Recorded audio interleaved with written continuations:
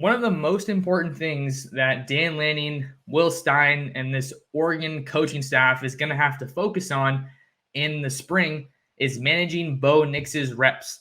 The star quarterback announced his return to Oregon for another season, his last college season. Kind of in this offseason, he announced he was going to be coming back for 2023, a massive recruiting win for Dan Lanning, Will Stein, and the Ducks. Probably the biggest one of the season, right? We already talked about how important it is to have that consistency from one year to the next at quarterback and how that's been something the Ducks haven't been able to have these past couple years. Bo Nix is the face of the team. He's the face of the offense. And what they're going to have to do this spring is manage Bo Nix's reps because he is a guy that does have a bit of an injury history, right?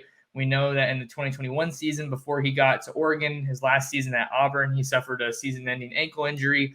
And then last year, he suffered an ankle injury again against the Washington Huskies, which really restricted, if not eliminated, his mobility as a quarterback. And that's one of the traits that makes him the most effective in his game, is that he can move and he can run. He was just about to tie Marcus Mariota's program record for rushing touchdowns by a quarterback, I want to say, came up just one or two short.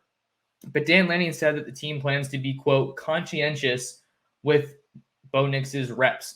Lanning added that he'll lean on the medical staff to help find that sweet spot, but he also was pretty, upfront saying, the only way you get better is if guys are going to play. So we're going to have to put him out there and have him go through reps. But fortunately for the Ducks, they do also have Ty Thompson, Austin Novosad, Marcus Sanders, and a number of walk-ons that can kind of help divide up the reps. But it's really important for Oregon to keep Bo Nix healthy in the spring because he's the face of their offense, and they really don't have a whole lot of depth at quarterback, if any proven depth at quarterback, behind Bo Nix. I've talked before on the show how it's admirable that Ty Thompson is staying at Oregon and looking to battle for that starting job in 2024, but he hasn't had a tremendous amount of success when he has seen the field, so they're still going to be trying to work out that depth chart and try to build him up more so that he's ready in the event that something does happen to Bo Nix, but can't overstate the importance of keeping Bo Nix healthy throughout the spring and the 2023 season